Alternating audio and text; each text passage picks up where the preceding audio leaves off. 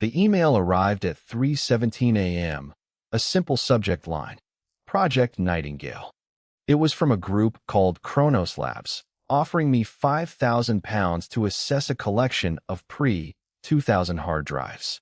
They'd acquired them from the estate of a deceased tech mogul, Silas Blackwood. Blackwood's obsession with data preservation bordered on the fanatical. Rumors circulated about him spending his life building impossible storage systems. The brief was straightforward: recover any usable information and document its condition.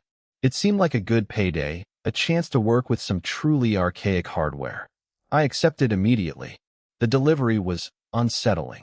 An unmarked van pulled up outside my workshop at 8 a.m., the driver silent, efficient, almost unnervingly so. Inside were 5 industrial-sized hard drives, each labeled with a single date: 1987, 1992, 1996, 2001, and 2005. Stock_keyword, empty warehouse, delivery van, suspicious driver, data storage. The first few days were relatively uneventful. I meticulously cleaned and imaged each drive, expecting to find the usual digital detritus: corrupted files, deleted documents. Instead, I unearthed something else. Each drive contained a cascade of fragmented images, blurry snapshots of what seemed like ordinary lives: a family picnic in a park, a student studying late at night, a businessman on a conference call.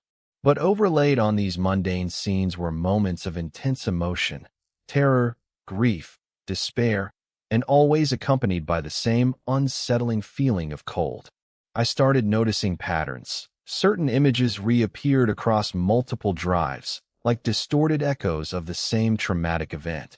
I discovered video files that contained just snippets of sound: a child's scream cut short, a woman's sob, whispers I couldn't quite decipher.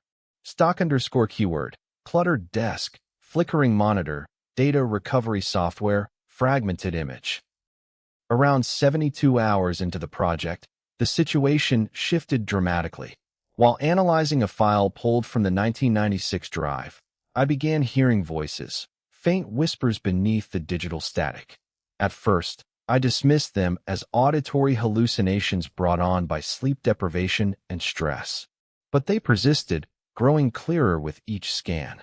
The voices weren't speaking words I understood, more like raw emotions filtered through a distorted technological lens. They spoke of isolation, regret, and overwhelming fear.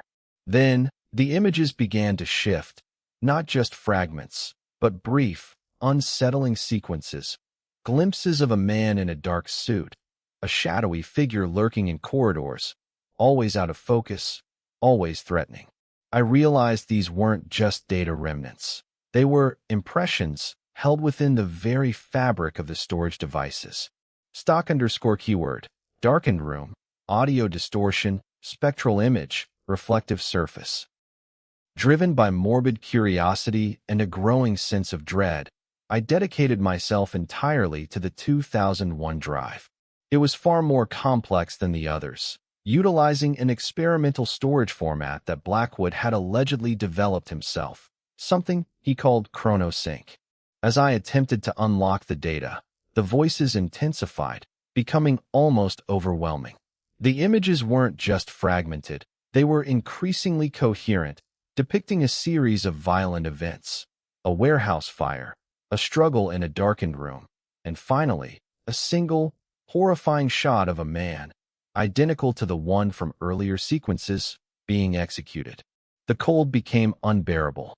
Stock_keyword, dark warehouse interior, experimental storage device, chaotic data stream, unsettling imagery.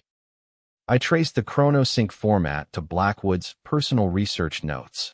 The horrifying truth began to emerge. Blackwood hadn't just been preserving data. He was capturing experiences, specifically traumatic ones. He believed that by meticulously documenting these events, he could somehow contain them. His goal wasn't preservation, but control. He built ChronoSync as a way to trap and isolate the emotional energy of suffering. The hard drives weren't repositories of memories. They were digital prisons. and I had unwittingly become its newest inmate. Stock_keyword, research notes, cryptic diagrams, experimental technology, ominous laboratory. Suddenly, the entire room plunged into darkness. The monitors went blank.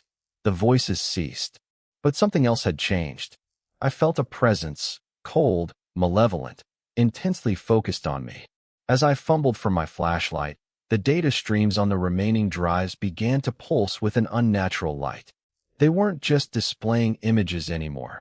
They were showing me things, not just from Blackwood's recordings, but events occurring in the present moment, centered around my location.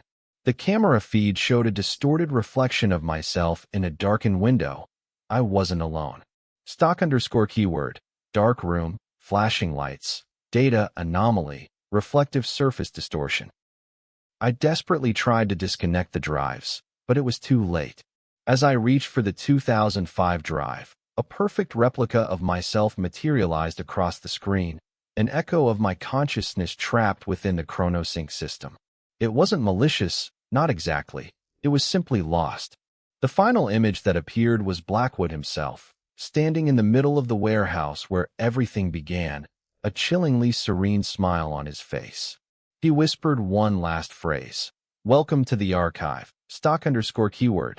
Digital duplication, spectral apparition, ominous figure, data reflection." As the duplicate thorn reached out to touch me, the lights flickered back on. I was alone again, the drives silent and inert. But examining them closely, I noticed something new. A single file labeled Elias Thorne, 2024. It contained nothing but a single, perfectly clear image.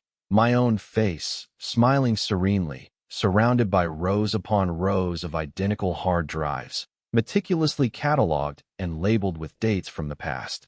The realization crashed over me with chilling force. I hadn't found the archive project. I had become it. Blackwood's final creation wasn't a method of containment.